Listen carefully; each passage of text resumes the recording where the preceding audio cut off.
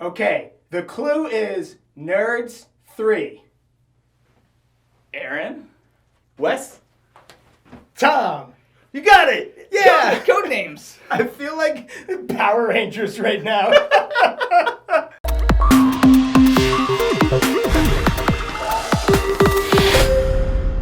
So you may be wondering, Codenames is an old game, right? Why are you guys reviewing it? Well, we got to get this review out of the way before we can review any future, Got some more games to review. future games that might be in the same line, There may be like 5 of them now. 6 undercover. We don't have undercover. There's 6 of them. Codenames is a light party game where you break up into teams and you're trying to get each other to guess words by giving one-word clues. It's a lot of fun, and it has become a staple in a lot of people's game nights. I think it's Steeple. Steeple? I would say it's staple. not a staple. Staple. That's why we lose at this game, because you don't understand That's why- definitions. I'm so bad at this game. What? No, I am great at this game when I play with my mom. We can. It's almost like we're related. Really, that's what this game comes down to. It's you gotta have a bond with your team. You have to have like inside jokes Or or something. intelligence. Yeah. And just like knowing, kind of how that person thinks. If you say, you look at one word, it has multiple meanings. Which one are they going to get first based on what you say? However, by that same token, I do think it's really fun to pair up strangers.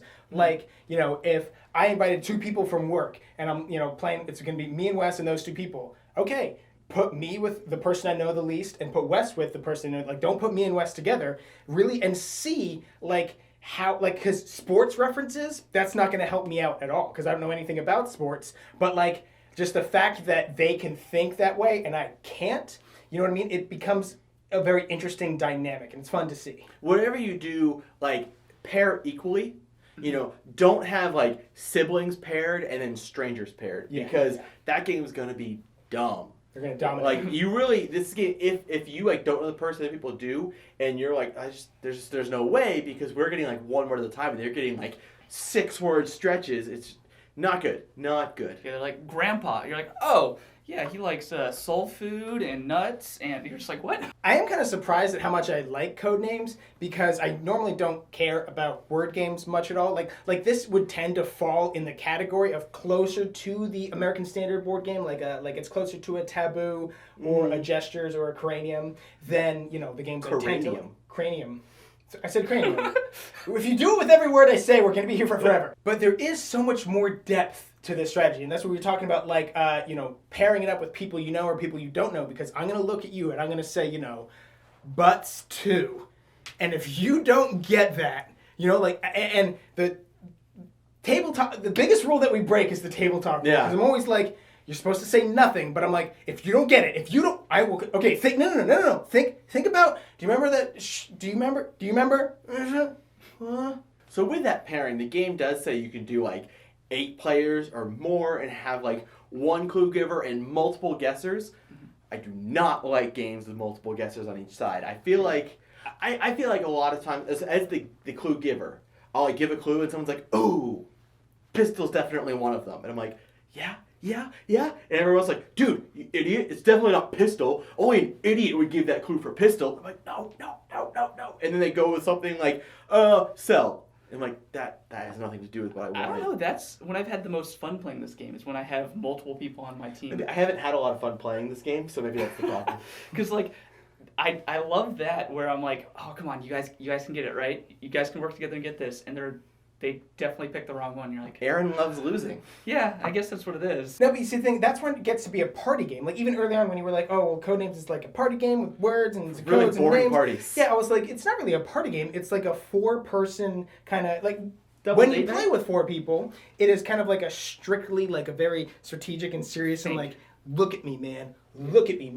But when you have 2 or 3 people on the side that you're giving a clue to, because then they're talking about it. And also, you can hear that table, and I don't know, how much this is allowed, but when you hear them talking about it, that's giving you clues to their thought process. And they're like, maybe it could be that, maybe it could be that, maybe it could be that. And you're like, oh, okay. Just touch the right one. Come on, you guys can do it. That might be breaking the rules, but that's how we do it. You have to talk a little bit if you're on a team. Yeah, but like maybe you're not supposed to hear. Maybe like Yeah. they're supposed to be real. Maybe they're supposed to like write it down and pass it. Like you're buying a car. So when this game first came out, I was kind of like, what? I don't know if I'm gonna like this. But then when I saw how it was played, I was like, oh, that's really cool. It's kind of like those old game shows, Password, where they're like, the password is, and they just like say that one thing, and they're trying to get them to guess. I'm like, okay, I could really dig this.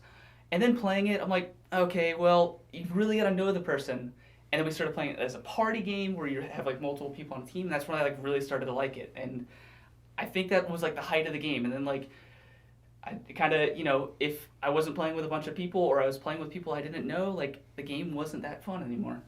Yeah, and I think I almost had like the flip side of that. When I first played it, I was like, this game's awesome. I really love it. This is awesome. Great. Awesome. Awesome. But as like it progressed, I felt I had a lot of points where I kind of got bored. Like if I'm the guesser on the team that's not guessing, like yeah, you could try to figure out to guess out your clues, but you have to wait for that clue giver to like think up his clues, which in some games that it can take a little bit. You're just sitting there and they're like, oh, there's nothing out here. I can't connect it.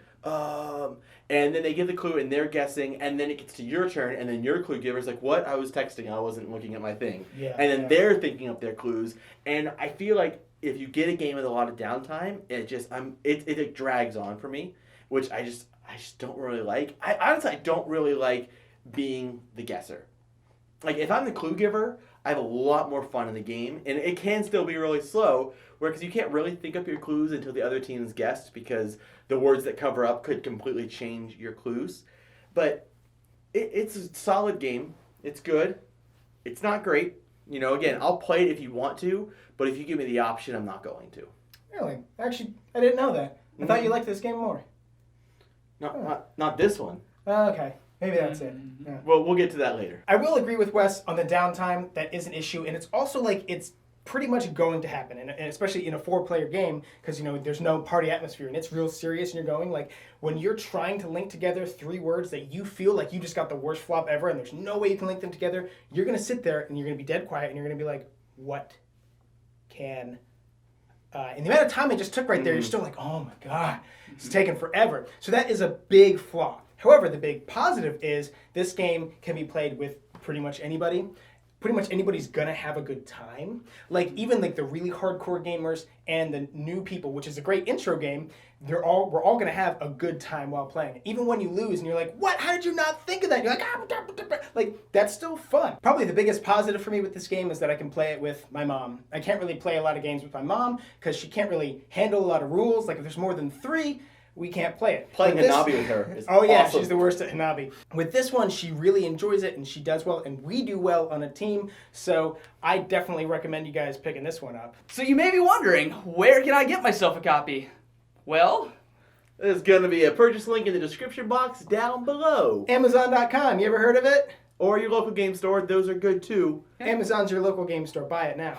Oh, and don't forget to subscribe so you'll never be bored.